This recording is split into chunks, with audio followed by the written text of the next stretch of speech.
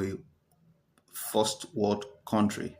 Singapore, like most African countries are now, Singapore used to be a looting ground. People were behaving anyhow, leaders were acting anyhow without uh, any accountability, without fear of, a pushback. It was the country was more of an ATM machine, was more of a cash cow for the leaders. So they were always pushing to occupy that seat of power so they can loot for themselves and for their generations unborn. But Lee Kuan Yew came and changed the narrative. He changed the narrative. There was he reached an agreement. Well, when he came to power, people who didn't wish the country well went on self-exile because he made it known. He told them that no stone will be left unturned. And it doesn't matter how related you are to me. It doesn't matter if you consider yourself friends with me. But if you're doing the wrong thing, you'll be held accountable.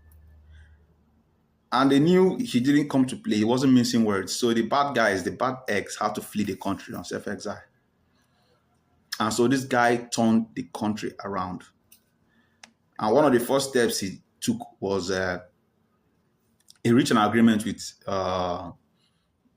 expatriates coming to work in the country, coming to do 1 or 2. He was like, if you're coming to work in this country, make sure people who you are employing, people who will work with you, should be at least 95%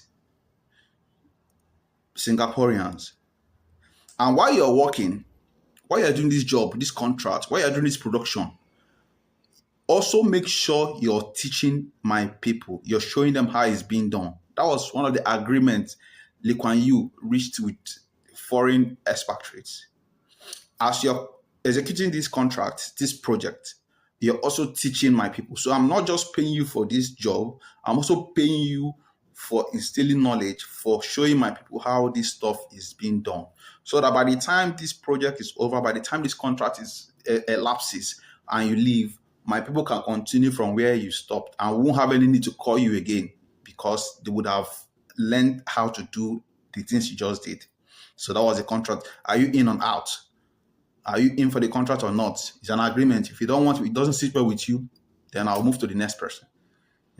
Of course, every contractor, every project executor is there to make money, to make profits. So you have to reach an agreement. So they all reached an agreement, and subsequent contractors, that was how it was until he continued years in, years out, until